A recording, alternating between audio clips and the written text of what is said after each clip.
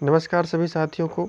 आज की इस वीडियो के बारे में हम इकाई योजना की रूपरेखा के बारे में चर्चा करने वाले हैं और जो आपकी दैनिक पाठ योजना है उसके शुरुआती जो पन्ने होते हैं उन पर इकाई योजना की रूपरेखा की जानकारी हमें देनी पड़ती है।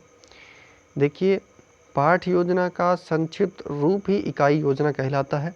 इस बात को ज़रा आप ध्यान रखिएगा और हमें दैनिक पाठ योजना की डायरी में 5 इकाई योजना बनानी पड़ती है। ठीक है, आपके सामने मैं केवल एक पर ही चर्चा कर पाऊँगा, बाकी आप इसके आधार पर बना सकते हैं। जो इसका जो परफॉर्मा होता है, ठीक है, उसकी जानकारी मैं आप सभी के सामने रख दूँगा, जिससे आपको आसानी होगी, सहायता मिलेगी अन्य इकाई योजनाओं को बनाने में। ठीक है, तो आइए हम जानते हैं। आपके सामने देखिए 9 सारणी आपको नज़र आ रही होंगी, 9 बॉक्स आपको नज़र आ रहे होंगे।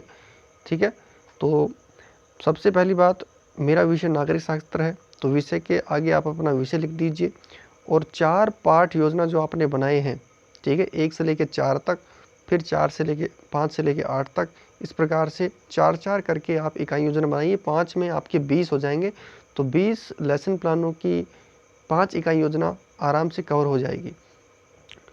देखिए, सबसे पहले देखिए कि विषय वस्तु का विश्लेषण। आप पहला जो सारणी देख पा रहे हैं उसमें देखिए, मैंने जो उप इकाइयों के नाम हैं 4 हैं, तो मैंने भी 4 इसी कॉलम में लिखे हैं, तो आपको भी आपकी जो उप इकाई हैं वो इसी कॉलम में लिखने हैं।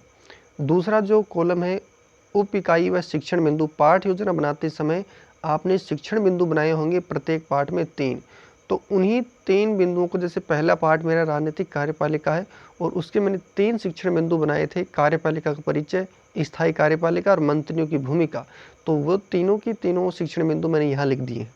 ठीक है, तो आपको भी इसी प्रकार से करना है।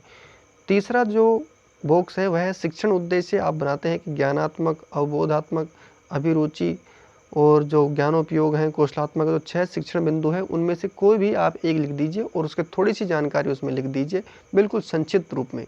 सहायक सामग्री, लपेट फलक है, चौक है, डस्टर है, संकेतक है, जो भी सहायक सामग्री है उसका आप यहाँ पे जानकारी दे सकते हैं।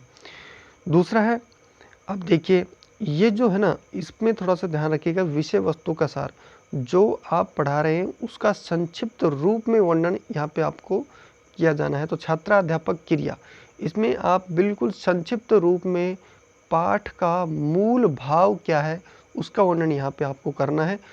छठा बॉक्स विद्यार्थी क्रिया का होगा, जिसमें छात्र ध्यानपूर्वक सुनेंगे।